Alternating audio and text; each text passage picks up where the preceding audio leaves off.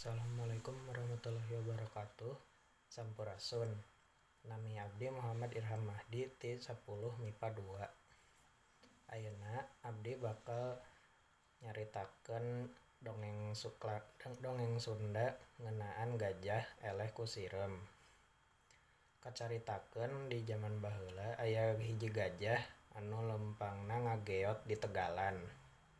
Padahal mah di tegalan nu rek diliwatan ku gajah teh aya sirem anu keur gawe nyieun sayang. Jumlahna eta sirem teh jutaan da saking lobana. Sirem eta teh geus kanyahoan paripolahna ku sasatoan nu sejen lantaran galak jeung lamun geus ngaronom mangsa bakalan amburadul. Nepi ka singa jeung zebra oge teu mangapulia mun geus dironom ku sirem teh. Basa gajah ngalewat ka eta tegalan teh aya manuk dadali ngingetan. Manehna karunyaeun bisi sayang sirem nu keur digawekeun teh ditincakan ku gajah. Tuluy manuk dadali ngingetan, "Gajah, kade lempangna ulah ngageot sabab sirem keur nyieun sayang." Karunya bisi katincak.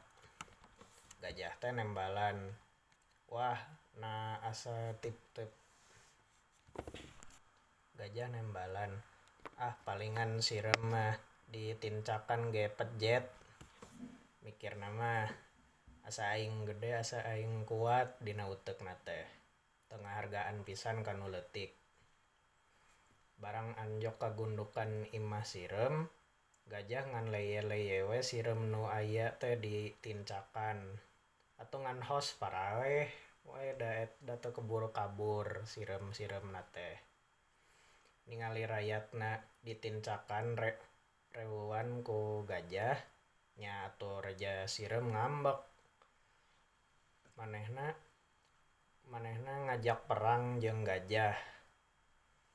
Lainna sadar kana kasalahanna, gajah teh kalaka seuseurian. Ai sirem mah nyieun siasat keur perang jeung gajah teh rewuan sirem nyieun lobang ke nu jerona salaput gajah. Dina waktu perang loba sato nu sejenna nu tuluy nyaksikeun eta pertandingan antara gajah jeung pasukan sirem. Gajah nyuruntul rek ngaleyak rewuan sirem da nu nangtang perang ka gajah. Sirem ngahajang nangtang ka gajah ti jalaneun nu geus meunang ngagali. Atuh ditangtang kitu asa dilewean gajah teh ngambek. Sebrut nyuruntul ka hareup tolih tincakeun atuh puguh we barang nepi ka lobang teh ngan gurawil we gajah asup ka lobang bari ti gurawil kana lobang. Gajah ukur bisa ugal-igel teu bisaeun manjat. Basa keur kitu mah sirem nu nempo lawanna ti gebres ka lobang terus we napuk nyarocoan. Teu dibere ampun beuki lila sirem teh beuki loba.